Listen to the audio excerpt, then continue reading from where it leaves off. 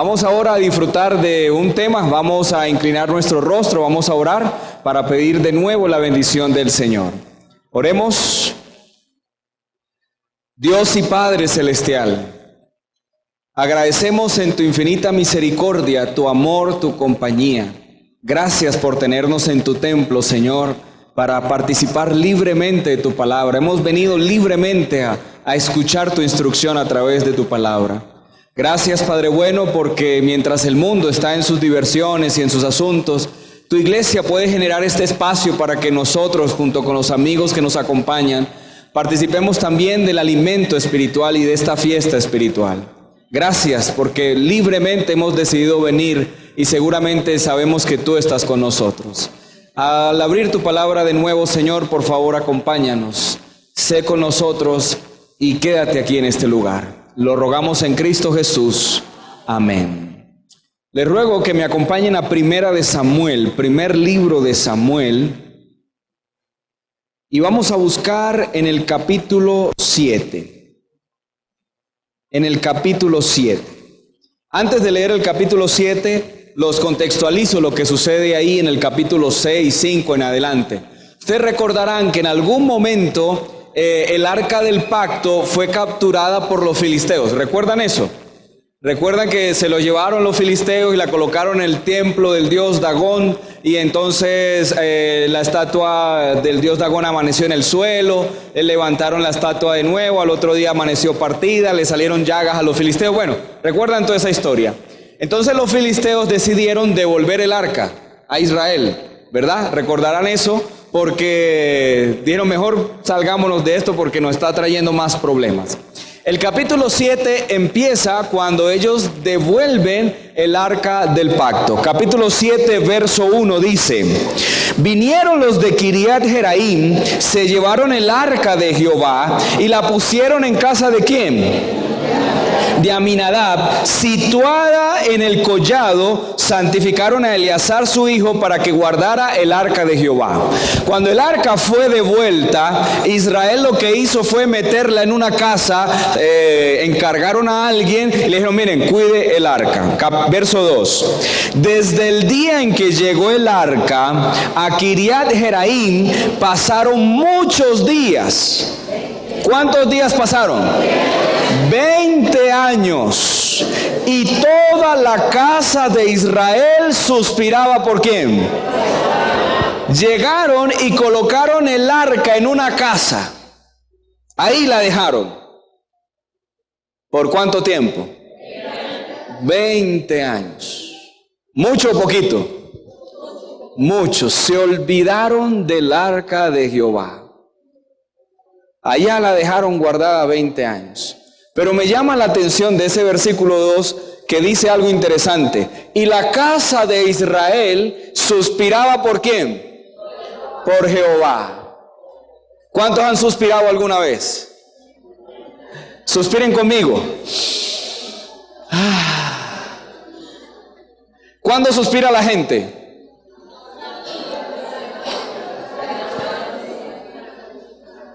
Como yo soy director de jóvenes del campo, trabajo mucho con jóvenes, a mí me toca ver muchos jóvenes suspirando. A veces los veo unos sentados ahí, el uno al otro, mirándose los ojitos de borrego degollado, suspirando el uno por el otro. ¿Suspira uno cuando está enamorado, sí o no? Claro que sí, la gente suspira cuando está enamorada, sea porque le correspondan o sea porque no. Si la chica que le gusta o la dama que le gusta o la esposa viene y lo hace suspirar, uno suspira por verla, ¿cierto que sí? Y si no le presta atención, si no le da ni la hora, también suspira porque dice, ¿quién me manda a ser feo y pobre? La gente suspira porque está enamorada. Pero la gente también suspira por algo, además de estar enamorado. ¿Por qué? ¿Cuándo suspira usted? ¿Cuándo qué? Cuando está gozoso, sí, exacto, suspiramos. ¿Qué más? ¿Cuándo qué? Cuando anhela algo, casi le dio a la puntica del clavito. ¿Cuándo más suspira uno? Cuando le hace falta algo, muy bien, voy a unirlos todos. La gente suspira cuando se acuerda de algo que tuvo y ya no qué. Ay, cuando yo era rico. Ay, cuando yo era niño. ¿Cuándo suspiramos nosotros cuando éramos niños, no? Yo me acuerdo cuando era niño, vivía en San Andrés, vivía en la playa. No tenía que pagar ni arriendo, ni servicio, eso se preocupaba mi papá, ni la comida. Eso era solo correr por la playa. Y uno, a veces veo a mis hijos y digo, ojalá yo fuera como ellos. ¿Sí o no? La casa de Israel estaba suspirando por Jehová. La casa de Israel estaba suspirando diciendo, ay, cuando nosotros éramos buenos. Cuando nosotros seguíamos al Señor, cuando el Dios de Israel estaba con nosotros, la casa de Israel empezó a extrañar ese primer amor que tuvo al principio. Y entonces, después de 20 años, los de Israel empezaron a suspirar diciendo, ay, tan bueno cuando éramos consagrados. ¿Cuánto nos ha pasado a nosotros así, no? Que arrancamos nuestro primer amor después del bautisterio, que salimos del bautisterio mojaditos, ¿verdad? Y el pastor nos dio el abrazo ahí en nuestro bautismo. ¿Cómo salimos nosotros ese día? Ah, feliz, eso casi que, ¿verdad? Que levitamos ahí, que eso caminamos. No, si el Señor viene ya, me lleva. ¿Sí o no? Y eso arrancamos nuestro primer amor predicándole a todo el mundo, al que se nos atraviese. Y eso es, pastor, ¿pa' dónde? Mándeme pues que estoy, que me predico, póngame a trabajar en la iglesia. Y arrancamos con ese primer amor. Pero a medida que pasa el tiempo, ¿qué pasa? A veces ese primer amor se nos desinfla. Y empezamos, bueno, sí, pastor, vamos a predicar, pero hoy no puedo porque es que la novela, el partido, es que, y empezamos a desfallecer en nuestro primer amor. Pero todo el tiempo estamos recordando ese momento y suspiramos nosotros por Jehová. A nosotros nos ha pasado lo mismo que Israel, que nosotros suspiramos y decimos, tan bueno cuando yo era consagrado, 100% consagrado. Eso nos levantamos a las 5 de la mañana, 4 de la mañana a estudiar la Biblia. Pasábamos 1 hora orando de rodillas, pasábamos dando estudios bíblicos, repartiendo literatura, la cargábamos en el bolso, le hablábamos al uno, al otro. Y a veces extrañamos ese momento como éramos nosotros. Lo mismo le pasó a la casa de Israel. Suspiraba por Jehová y decía, ay, tan bueno cuando el Dios de nosotros dividía el mar.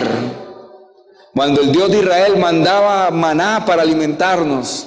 Cambio ahora, en el momento que estaba sucediendo el relato, habían dejado el arca del pacto, que era símbolo de la presencia de Dios. La habían dejado abandonada en una casa, ¿cuánto tiempo? 20 años. Dígame, ¿qué consagración iba a haber en un pueblo cuando el elemento que simbolizaba la presencia de Dios, que era el arca misma, la tenían guardada por allá en una casa durante 20 años? La casa de Israel suspiraba por Jehová.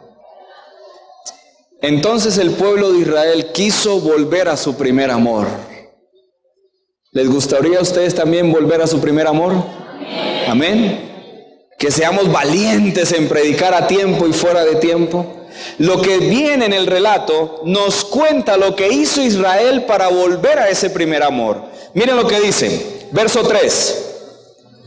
Habló entonces Samuel, que era el profeta en ese momento, a toda la casa de Israel diciendo, primera cosa que tenía que hacer el pueblo de Israel para volver de su primer amor: si de todo vuestro corazón os volvéis a Jehová y quitad de entre vosotros los dioses ajenos y a Astarot, dedicad vuestro corazón a Jehová y servirle solo a Él los librará de las manos de ¿quiénes? De los filisteos. ¿Qué es lo primero que hay que hacer? Lo primero que Samuel le dice al pueblo, dice, miren, si ustedes quieren reconsagrarse al Señor, si ustedes quieren que el Señor los libere de los filisteos, si ustedes quieren que el Señor los volver a ese primer amor, si ustedes quieren eso, lo primero que deben hacer es quitar los dioses. y a Astarot y todo lo demás que tenían, y a Marduk, y bueno, y los Baales, y toda la cantidad de dioses que tenían. Pregunto, si nosotros queremos volver a ese primer amor, ¿qué es lo primero que debemos hacer? Quitar los dioses. Pregunto, ¿eso es fácil o es difícil? Bueno, pastor, es fácil porque yo no tengo dioses, o sea, no sé ni siquiera quién es Astarot, no sé ni siquiera quién es Marduk, ni Baal, ni nada de eso. Mi casa yo no tengo dioses. Bueno, puede ser que usted me diga, bueno, no tengo esos dioses. Pero pregunto, ¿qué es un Dios falso? Todo aquello que ¿qué? Muy bien, excelente hermano tesorero, vas en camino al reino. Él dijo, todo aquello que le quite el primer lugar, ¿a quién? Muy bien, ¿estamos de acuerdo con eso? Todo lo que le quite el primer puesto al Señor, entonces se convierte inmediatamente en un Dios falso. Deme un ejemplo de un Dios falso. ¿La qué? Una casa. No, espérenme aquí. ¿Una casa puede ser un Dios falso? Claro que sí, porque si yo adoro más mi casa que al Dios que me dio la casa, se convierte la casa en un Dios falso. Hermana, la música, muy bien. Otro ejemplo. Pregunto, ¿la música es mala? ¿La música es mala? No, porque la música es una creación de Dios para alabar su nombre, y en el cielo hay coros, hay todos unos instrumentos y todo lo demás. Pero hay música que no alaba a Dios. Por supuesto, si yo pongo por delante de Dios a la música, aun sea buena en sí misma, se convierte en un Dios falso. Por aquí escuché algo, la televisión, excelente. ¿Puede el televisor convertirse en un Dios? Sí. ¿Es malo en sí mismo? No, porque el televisor como tal no tiene culpa, ¿verdad? El problema es lo que vemos en el televisor. ¿Cierto que sí? Pero el televisor como tal no tiene culpa. Lo que vemos ahí es lo que genera culpa. Por ahí algunos han mencionado, el Espíritu de Profecía menciona la cajita del diablo, ¿recuerdan? Algunos han escuchado eso. Ella realmente se refiere a la radio, porque en ese entonces no había televisión. Pero es el mismo principio, el radio en sí no es malo. El problema es lo que yo escucho en la radio. Más aún, si yo digo, preguntamos en la escuela sabática, hermanos, se levanta el maestro todo juicioso con su tarjeta, ¿verdad? Hermanos, ¿cuántos estudiaron la lección esta semana? Ninguno. Pero hermanos, ¿cuántos vieron el capítulo de la Rosa de Guadalupe? No sé. El problema es que un Dios falso puede ser algo bueno en sí mismo, pero que si le roba el primer lugar a Dios, se convierte en un Dios falso. Les doy un ejemplo. ¿El trabajo es malo? No, para nada. Pero si mi trabajo me impide tener una buena relación con Dios, entonces se convierte en un Dios falso. ¿El dinero es malo? No, lo malo es el amor al dinero, pero el dinero no es malo. Si por conseguir dinero yo lo pongo por encima o primero que mi Dios y lo que Él me pide que yo haga, entonces se convierte en un Dios falso. Y así cualquier cosa. Puede ser un hijo no es malo jamás, pero si mi hijo impide que yo tenga una buena relación con Dios, se convierte en un Dios falso. Y así sucesivamente. ¿Qué es lo primero que debemos hacer? Sacar los dioses falsos. ¿Hay dioses falsos en nuestra vida? Ay, pastor, por montón. Por eso es que el profeta Samuel se para delante del pueblo y le dice, bueno, si queréis de todo corazón servir a Jehová y que Jehová esté con vosotros, lo primero que debéis hacer es sacar todo ese montón de dioses falsos. Eso es lo primero. Lastimosamente nos vamos llenando de dioses falsos, a veces sin darnos siquiera cuenta. Y entonces la ropa se nos convierte en un Dios falso. No tengo que ponerme para ir a la iglesia. ¿Sí o no? Pero es que no tengo sino una sola ropita. Pues póngase la misma ropita cada 8 días, no importa si parece una fotografía, pero venga a la iglesia. Lávele y venga a la iglesia. ¿Me comprenden? Un Dios falso puede ser todo aquello que interfiera en mi relación con Dios.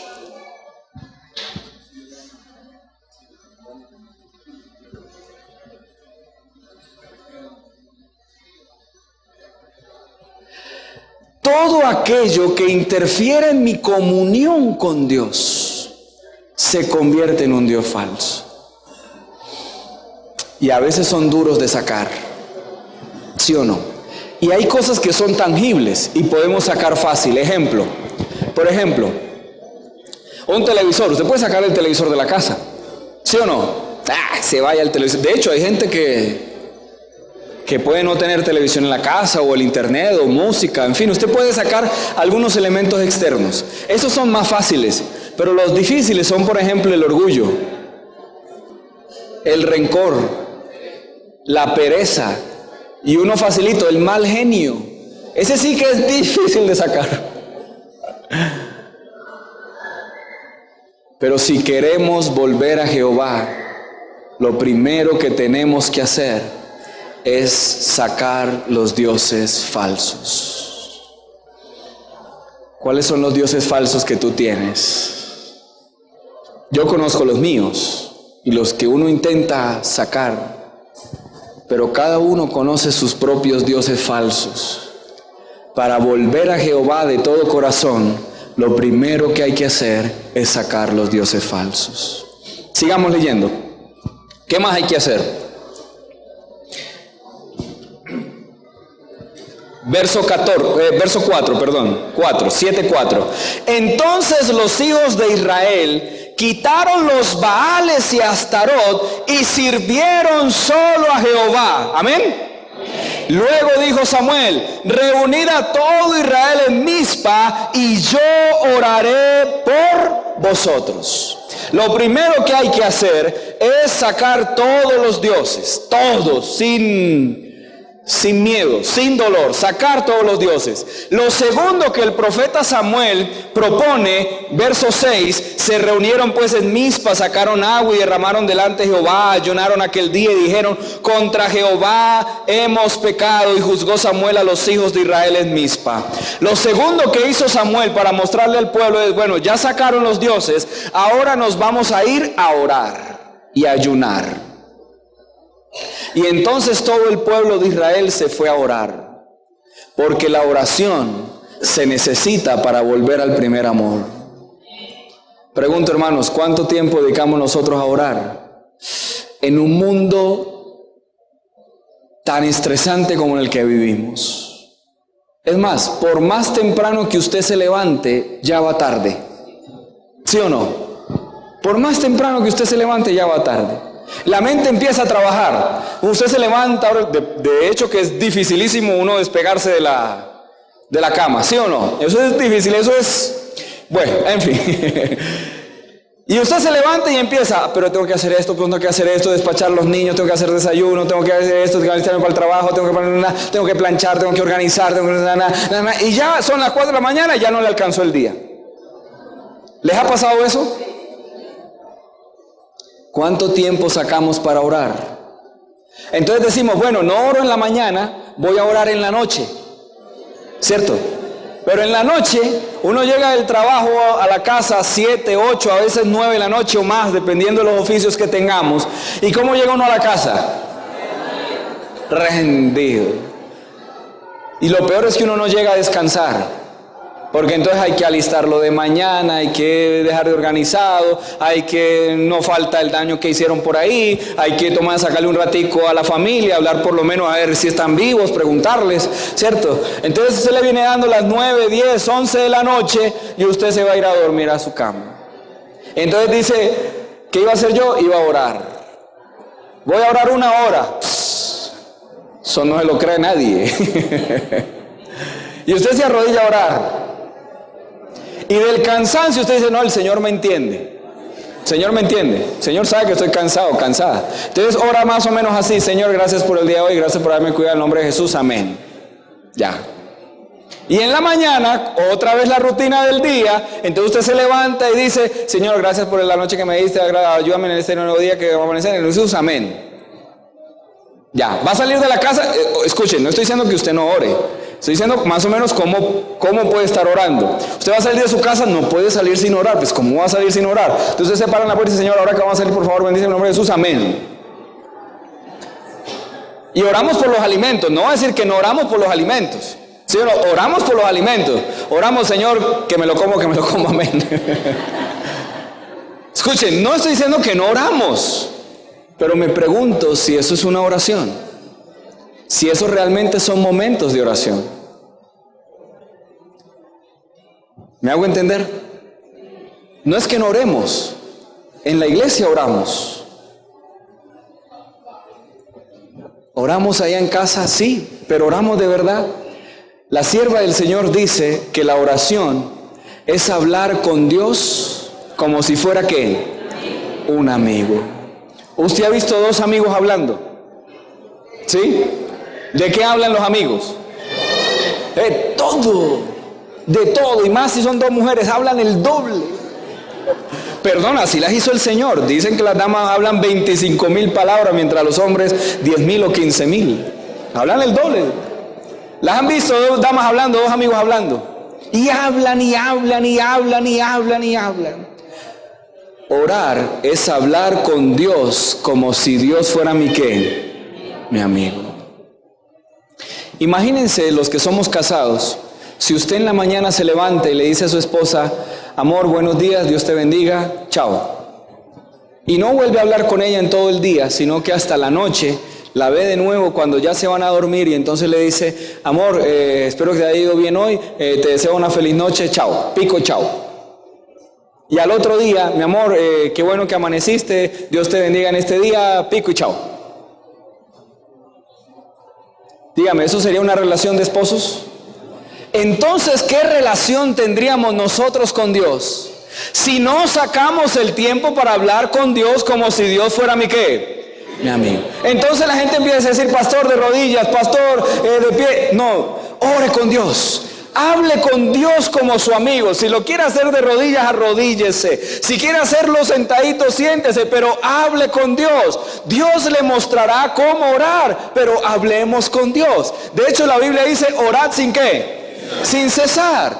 Debemos ser capaces de ir en la calle manejando o en nuestro trabajo y seguir en constante comunicación ¿con quién? Con Dios. ¿Por qué nos pasa lo que nos pasa? ¿Por qué nos metemos en los líos que nos metemos?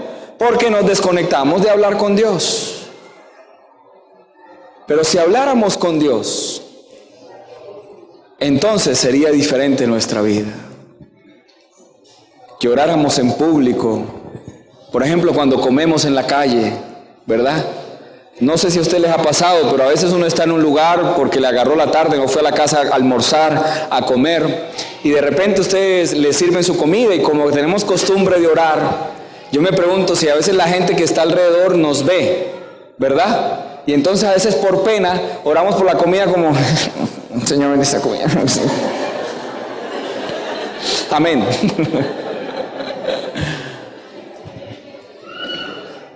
Pero qué bueno fuera que hasta esos momentos de oración sean de testimonio para otros. Escuchen, nunca he dicho que no oramos. Solo me pregunto cómo oramos. Le dedicamos tiempo a la televisión, al entretenimiento. Y no voy a decir que eso está mal. Lo que digo es, si le dedicas tiempo a eso, ¿cuánto más deberías dedicarle tiempo a hablar con Dios? Pero el desafío está bueno.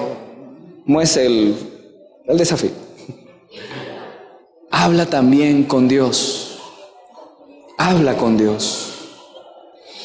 ¿Qué es lo primero que hay que hacer para volver al primer amor? Sacar los dioses. ¿Qué es lo segundo que hay que hacer? Orar y ayunar. Y en el ayuno no me voy a centrar mucho, aunque podamos referir el ayuno al dejar de comer, pero el verdadero principio del ayuno es que haya un corazón contrito y humillado y sea capaz de privarse de algo que nos gusta para podernos concentrar y dedicarlo al Señor, como diciendo, mira Señor, esto que me gusta lo voy a dejar por hoy o por este tiempo porque lo voy a sacrificar para pasar más tiempo contigo. Más o menos es el principio del ayuno, que es el corazón contrito y humillado delante de ¿quién? Del Señor. ¿Por qué no puedo decirlo de la comida? Porque no todos pueden dejar de comer por un día, otros tienen que hacerlo con fruta. Eso está bien, eso para la digestión es excelente, pero el verdadero ayuno es el corazón contrito y humillado delante del Señor. El pueblo de Israel votó a los dioses, se puso a orar, se reunieron allá en el monte de Mizpa y empezaron a orar. Pero miren lo que sucedió. Versículo 7. Cuando supieron los filisteos que los hijos de Israel estaban reunidos en Mizpa, subieron los príncipes de los filisteos contra Israel. Al oír esto, los hijos de Israel tuvieron temor ¿de quiénes? De los filisteos. Entonces dijeron los hijos de Israel a Samuel: no ceses de clamar por nosotros a Jehová nuestro Dios para que nos guarde de manos ¿de quiénes? De los filisteos. Miren lo que sucedió, me parece muy interesante. El pueblo de Israel no estaba siendo atacado por los filisteos en el momento que ellos suspiran por Jehová. Pero cuando ellos intentaron sacar los dioses, ¿sí o no? Y se fueron a consagrar al monte allá a orar y a ayunar, ¿qué pasó con los filisteos? Los filisteos dijeron: ay, los tenemos de papayita. Se fueron los israelitas, se fueron a orar. Pregunto, ¿llevaron armas los israelitas? No, si ellos no iban a la guerra, ellos iban a orar. No llevaron, si acaso llevarían los rollos de la Biblia o en fin, lo que usaban, llevaban los rollos de la Torá y todo lo demás para orar, pero ellos no llevaban armas. Entonces los filisteos dijeron: los tenemos de papayita, vamos contra los israelitas y los borramos de una vez. Y cuando el pueblo estaba consagrado, escuchen esto, cuando el pueblo se intentó consagrar, sacó los dioses, empezó a orar y a ayunar, entonces los filisteos ahí sí se le vinieron encima. ¿A qué se les parece eso? Cuando usted intenta consagrarse al Señor, ¿quién se enoja? Ah, muy consagradito entonces. Ah, mucha oración. Mucha lecturita de la Biblia. Muy aleluya. ¿Quién se enoja con nosotros? El enemigo. ¿Les ha pasado que cuando usted intenta consagrar su vida a Dios, empiezan a aparecer ataques de donde usted menos esperaba? ¿Cierto que sí? Y entonces el diablo empieza a enojarse con nosotros. Y es apenas lógico, porque cuando usted está en una cristiandad pasiva, laodicense, dormida, tranquilito, ¿para qué lo va a molestar el diablo? ¿Para qué lo va a molestar? Pero no es sino que usted intente salir adelante en el Señor. ¿Y quién se molesta?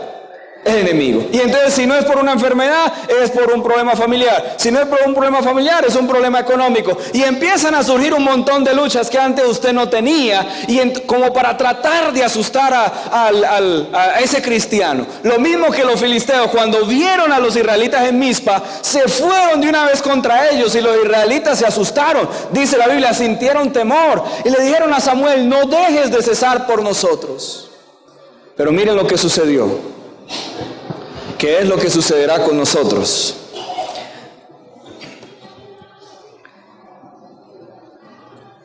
Verso 9. Tomó Samuel un cordero de leche y lo sacrificó entero en holocausto a Jehová. Y clamó Samuel a Jehová por Israel. ¿Y qué dice? Y Jehová escuchó. Un sacrificio es un símbolo de reconocer a un Dios, ¿sí o no? ¿Cómo usted le rinde homenaje a un Dios? A través de un sacrificio.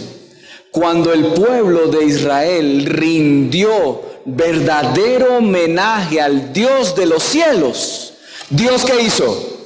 Escuchó. En otras palabras, cuando el pueblo dejó de adorar los otros dioses Cuando el pueblo dejó de darle sacrificio y ofrenda a los otros dioses, y cuando el pueblo realmente hizo un sacrificio reconociendo al Dios de los cielos como el verdadero Dios, ahí dice la Escritura que Dios oyó. Entonces escuchemos, no solamente basta con sacar los dioses de tu vida, es necesario que reconozcas a Dios como el verdadero Dios de tu vida. Amén. Sigue diciendo el verso 10, mientras Samuel sacrificaba el holocausto, los filisteos llegaron ¿para qué? Para pelear con los hijos de Israel. Pero recuerden, los hijos de Israel no tenían ni armas, ni cuchillos, ni machete, ni palos tenían. Ellos fueron a orar. Pero dice lo siguiente, pero Jehová tronó aquel día con gran estruendo sobre los filisteos. Los atemorizó y fueron vencidos delante de ¿quién? Pregunto, ¿quién peleó por el pueblo? ¿Quién peleó por el pueblo? Dios peleó por el pueblo, Jehová. ¿Quién peleará por nosotros? Ni siquiera eres tú. Cuando los israelitas vieron que los filisteos se venían, dijeron, Dios mío, ¿y ahora qué? Si no trajimos armas, no vinimos armados, no estamos preparados para la guerra. Pero el pueblo lo que hizo fue consagrarse al Señor, reconocerlo como el Dios de los cielos, como el único y verdadero Dios. Y entonces Jehová peleó por ellos. Amén. Ni siquiera se movieron. Jehová les entregó la victoria. ¿Quién va a pelear contra el diablo por ti? ¿Tú? ¿Tú eres capaz de enfrentar al enemigo? Nos revuelca. Pero si reconocemos hoy que Jehová de los cielos es el único Dios verdadero de esta iglesia, Jehová nos regalará la victoria. Jehová nos regalará la victoria. Y nosotros seremos testigos de la victoria de Jehová. Pero hay que sacar los dioses de nuestra vida. Hay que orar al Señor de corazón, de verdad, como a un amigo. Hay que reconocerlo como el único y verdadero Dios en nuestra vida. Único y el verdadero. Cuando hayamos hecho eso, Jehová de los cielos, aunque el enemigo se alborote y quiera destruirte y quiera hacerte de todo, no te preocupes porque Jehová peleará por ti. Pero si tú estás dispuesto a hacer estas tres cosas, ¿qué tal, hermanos, si hoy le decimos al Señor, Señor, yo quiero sacar los dioses de mi vida? ¿Hay alguien que quisiera decirle al Señor, Señor, ayúdame a sacar los dioses? ¿Hay alguien? Alabado sea el nombre de Dios. ¿Qué tal si oramos a nuestro Señor?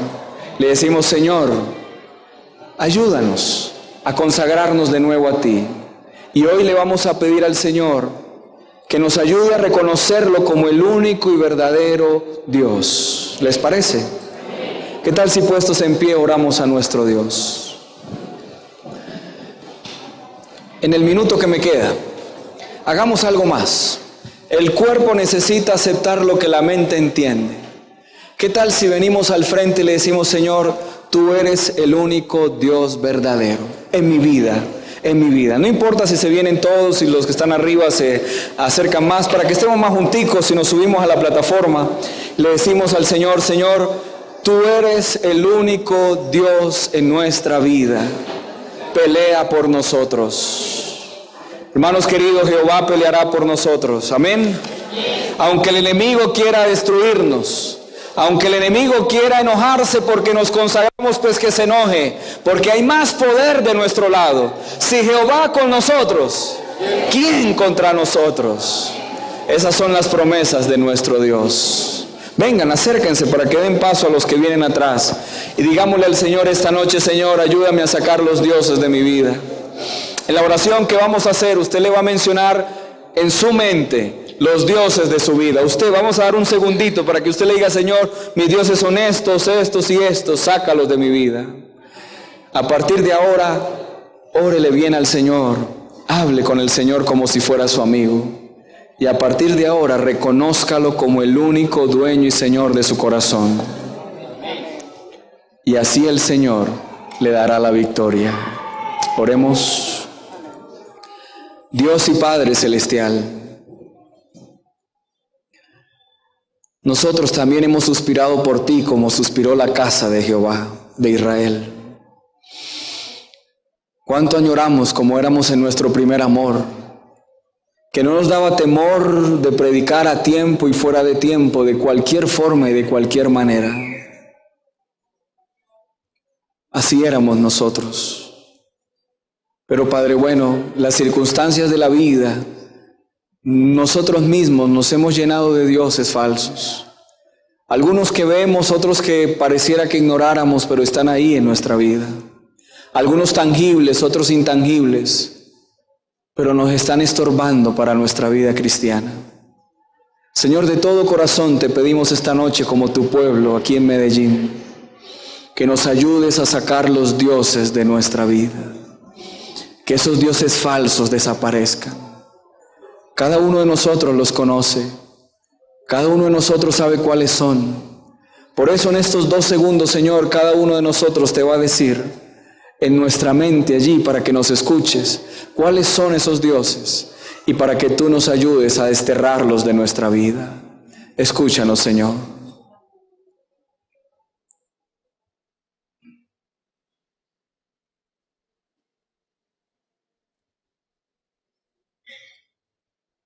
Señor, si nosotros pudiéramos sacarlos nosotros mismos, seguramente ya lo hubiéramos hecho. Pero por eso clamamos a ti como a Israel allá en Mizpa para que nos ayudes y nos des la fuerza, para que saquemos de nuestra vida de una vez y para siempre esos dioses falsos. Señor, ayúdanos a orar de verdad, a hablarte como a un amigo que nos entiende, no que nos alcahuetea, pero que nos entiende, nos escucha y nos ayuda. Ayúdanos a verte como nuestro amigo. Señor, y ayúdanos a reconocer en esta hora que tú eres el único Dios en nuestro corazón. Seguramente el enemigo se va a enojar, seguramente el enemigo nos va a atacar, seguramente el enemigo nos va a querer destruir, pero nosotros sabemos que el ángel de Jehová acampa alrededor nuestro y nos defiende. Gracias, Señor, porque sabemos que así será. Consagra nuestras vidas, consagra nuestros corazones, saca los dioses falsos y sé tú el Rey de nuestro corazón. Lo pedimos en Cristo Jesús. Amén, Señor. Amén.